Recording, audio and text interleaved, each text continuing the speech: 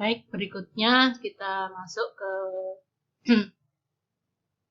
pengambilan keputusan ya, atau CCP pada tahap proses. Kalau tadi kita pada tahap komposisi, sekarang pada tahap proses. Bagaimana cara mengambil keputusan, apakah proses itu termasuk CCP atau tidak? Kita lihat pertanyaannya.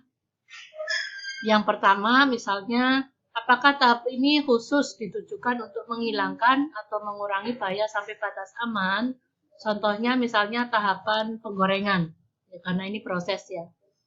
Tidak.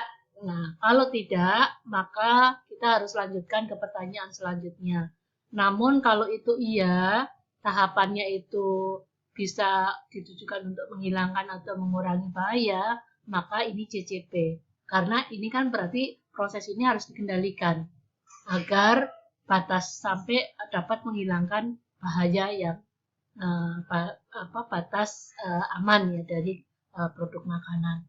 Contohnya misalnya tadi pada proses penggorengan, maka harus dicek benar suhunya itu 180 derajat Celcius. Jadi dengan suhu 180 derajat Celcius maka bakteri akan mati. Maka ini namanya CCP. Jadi harus dikendalikan ya. Di sini suhu makanannya yang sudah matang itu kalau kita tusuk dengan termometer ya seperti paku di dalamnya, maka dagingnya suhunya di atas 70. Nah, kalau tidak, kita sortir kembali ke pertanyaan yang kedua. Apakah kontaminasi bahaya dapat terjadi atau meningkat sampai melebihi batas? Kalau tidak, berarti bukan CCP karena otomatis sudah mati di sini. Ya. Tapi kalau iya, kita lanjutkan ke tahap berikutnya. Nah, apakah tahap proses selanjutnya dapat menghilangkan atau mengurangi bahaya? Jadi setelah misalnya habis digoreng, proses berikutnya adalah ditiriskan, gitu. Apakah itu menghilangkan? Maka itu kalau hanya meniriskan tok, itu bukan CCP. Tapi kalau meniriskan kemudian ditaruh di tempat yang proses penyajiannya salah, terbuka, maka berarti itu CCP. Karena harus kita kendalikan pada saat proses penyajiannya ataupun pewadahannya. Ya, jadi kalau tidak, maka ini CCP ya. Jadi apakah tahap proses selanjutnya dapat menghilangkan atau mengurangi bahaya sampai batas aman? Kalau tidak, ya berarti CCP karena harus dikendalikan. Tapi kalau nggak perlu proses selanjutnya, berarti bukan CCP. Paham ya sampai sini ya? Jadi intinya critical control point ini adalah titik yang harus kita kendalikan agar makanan yang kita konsumsi itu aman. Kalau tidak dikendalikan, maka tidak aman. Ya, seperti ini misalnya.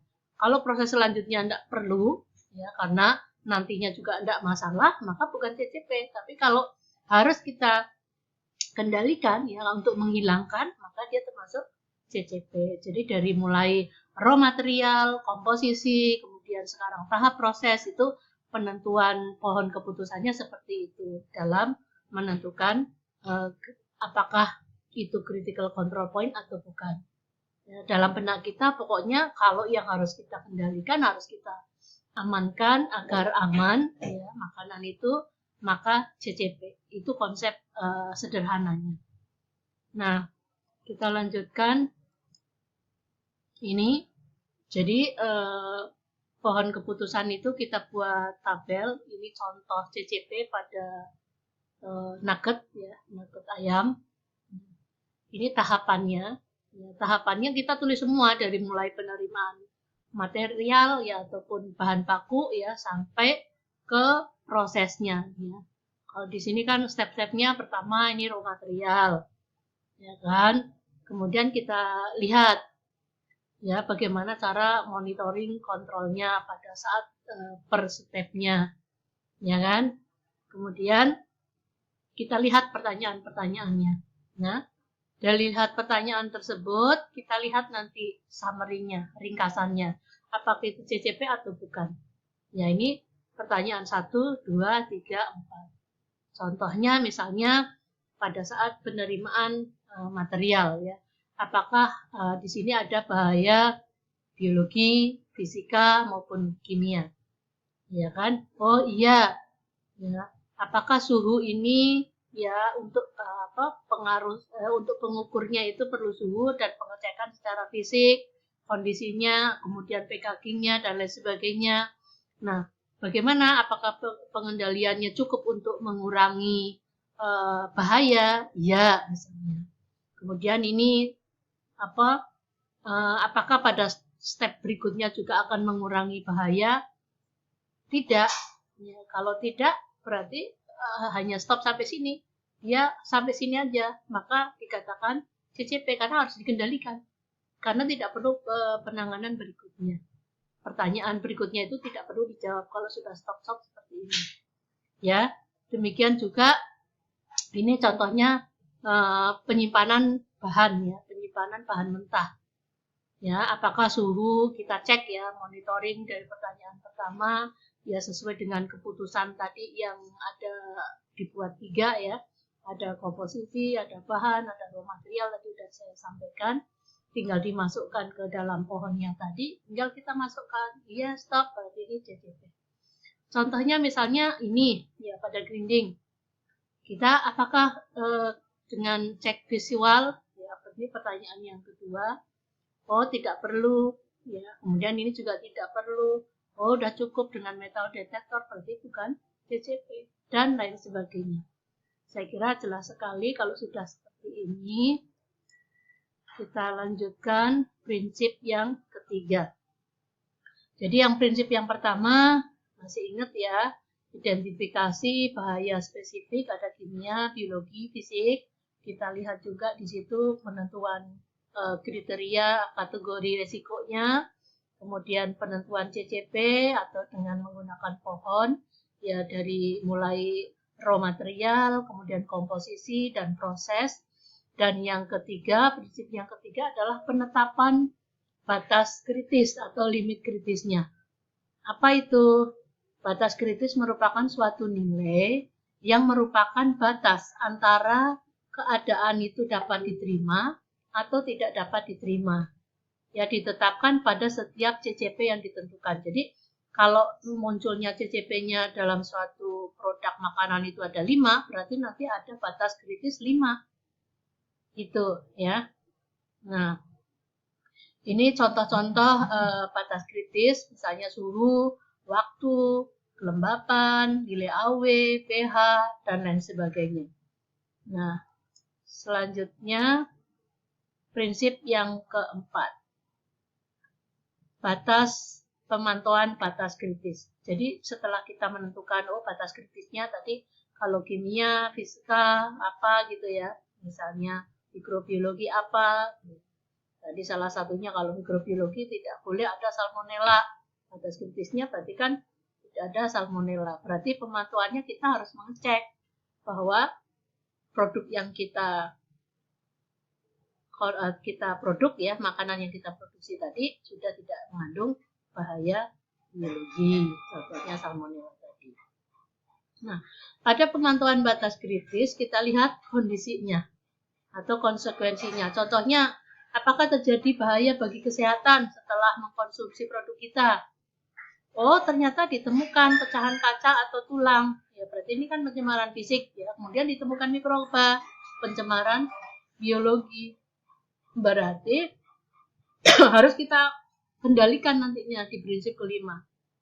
Ya, ini adalah pemantauan. Jadi melihat hasil ya produksinya, kemudian kita cek ya atau kita bandingkan dengan batas kritis yang sudah kita tetapkan.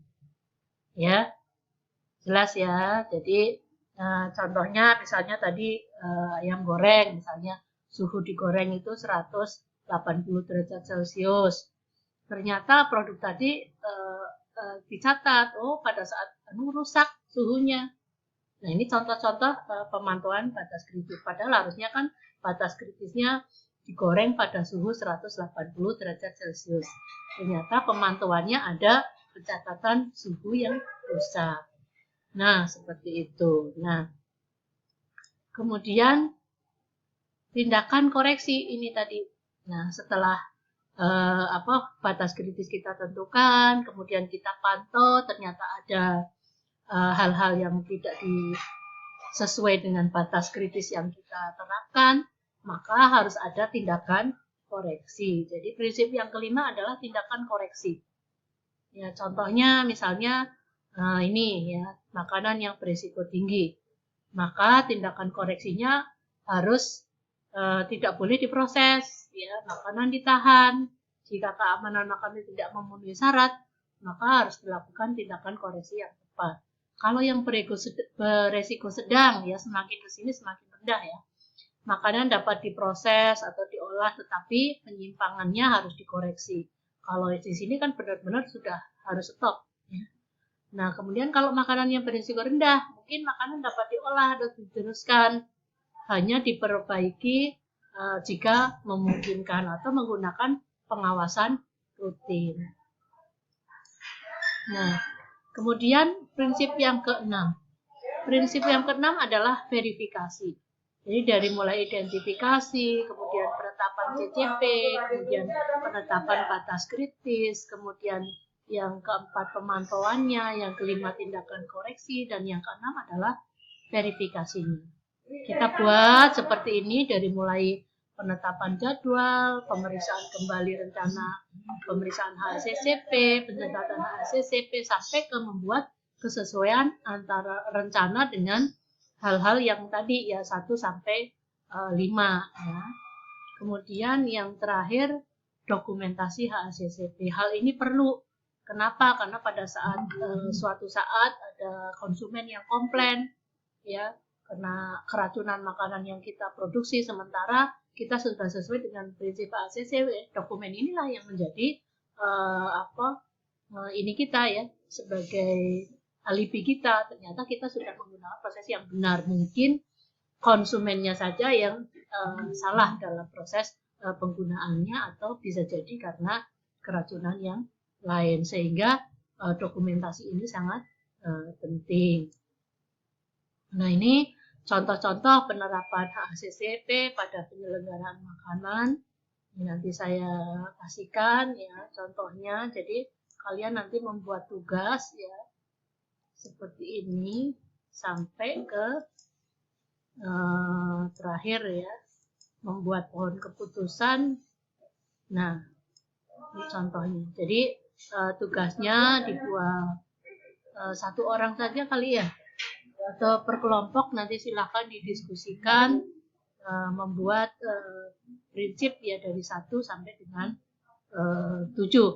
Ya, kita tidak usah dari mulai deskripsi ya, dari 1 sampai dengan 7. Silakan kalau nanti ada pertanyaan atau hal-hal yang perlu ditanyakan.